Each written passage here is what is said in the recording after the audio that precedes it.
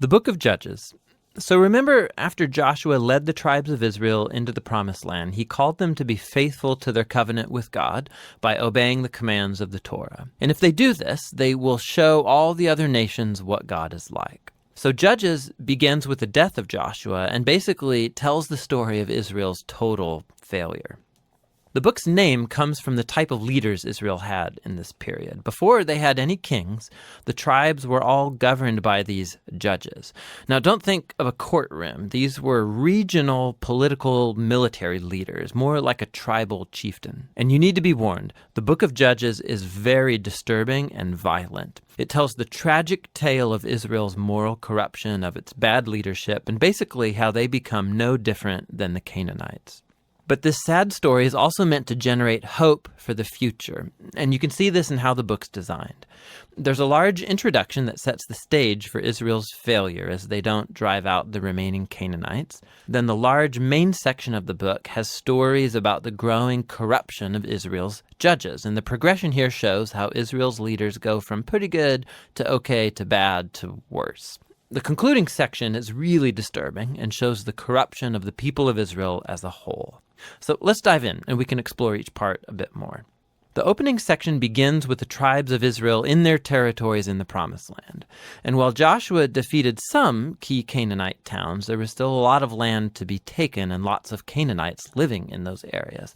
And so chapter 1 gives a long list of Canaanite groups and towns that Israel just failed to drive out from the land. Now, remember, the whole point of driving out the Canaanites was to avoid their moral corruption and their way of worshiping the gods through child sacrifice. God had called Israel to be a holy people, and that does not happen.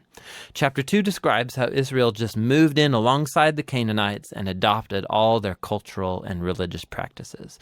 And it's right here that the story stops. For nearly a whole chapter, the narrator gives us an overview of everything that's about to happen in the body of the book.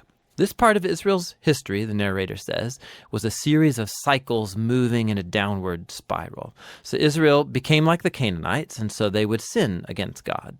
So God would allow them to be conquered and oppressed by the Canaanites, and eventually the Israelites would see the error of their ways and repent. So God would raise up a deliverer, a judge from among Israel who would defeat the enemy and bring about an era of peace. But eventually Israel would sin again, and it would all start over. This cycle provides the literary design and flow for the next main section of the book. It gets repeated for each of the 6 main judges whose stories are told here.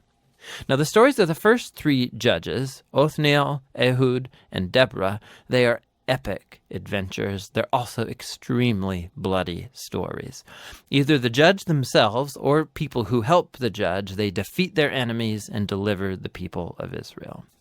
The stories about the next 3 judges are longer, and they focus in on the character flaws of the judges, which get increasingly worse. So Gideon, he begins pretty well. He's a coward of a man, but he eventually comes to trust that God can save Israel through him. And so he defeats a huge army of Midianites with only 300 men carrying torches and clay pots.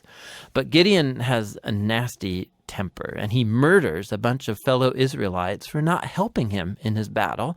And then it all goes downhill from there. He makes an idol from the gold that he won in his battles. And then after he dies, all Israel worships the idol as a god, and the cycle begins again. The next main judge is Jephthah, who's something of a mafia thug living up in the hills. And when things get really bad for Israel, the elders come to him begging for his help. And Jephthah was a very effective leader. He won lots of battles against the Ammonites, but he was so unfamiliar with the God of Israel, he treats him like a Canaanite god. He vows to sacrifice his daughter if he wins the battle. This tragic story, it shows just how far Israel has fallen. They no longer know the character of their own God, which leads to murder and to false worship. The last judge, Samson, is by far the worst. His life began full of promise, but he has no regard for the God of Israel. He was promiscuous, violent, and arrogant. He did win brutally strategic victories over the Philistines, but only at the expense of his own integrity, and his life ends in a violent rush of mass murder. Now, a quick note here. You'll notice a repeated theme in the main section of the book, that at key moments, God's Spirit will empower each of these judges to accomplish these great acts of deliverance. Now, the fact that God uses these really screwed up people doesn't mean he endorses all or even any of their decisions. God is committed first and foremost to saving his people, but all he has to work with is these corrupt leaders. And so work with them he does. This whole section is designed to show just how bad things have gotten. You can't even tell the Israelites and the Canaanites apart anymore, and that's just the leaders. The final section shows Israel as a whole hitting bottom. There are two tragic stories here, and they are not for the faint of heart. They're structured by this key line that gets repeated 4 times at the close of the book. In those days, Israel had no king, and everyone did what was right in their own eyes.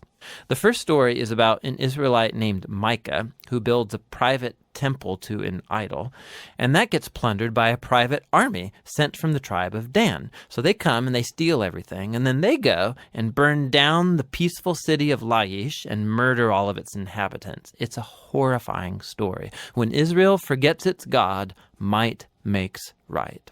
The final story of the book is even worse. It's a shocking tale of sexual abuse and violence, which all leads to Israel's first civil war. It's very disturbing. And that's the point. These stories are meant to serve as a warning. Israel's descent into self-destruction is the result of turning away from the God who loves them and saved them out of slavery in Egypt. And now Israel needs to be delivered again from themselves. The only glimmer of hope in this story is found in this repeated line in the last part of the book. It actually forms the last sentence of the story. Israel has no king. And so the stage is set for the following books to tell the origins of King David's family, the book of Ruth, and also the origins of kingship itself in Israel, the book of 1 Samuel. But the story of Judges has value as a tragedy.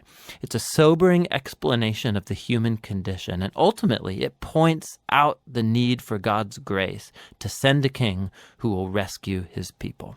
And that's the book of Judges.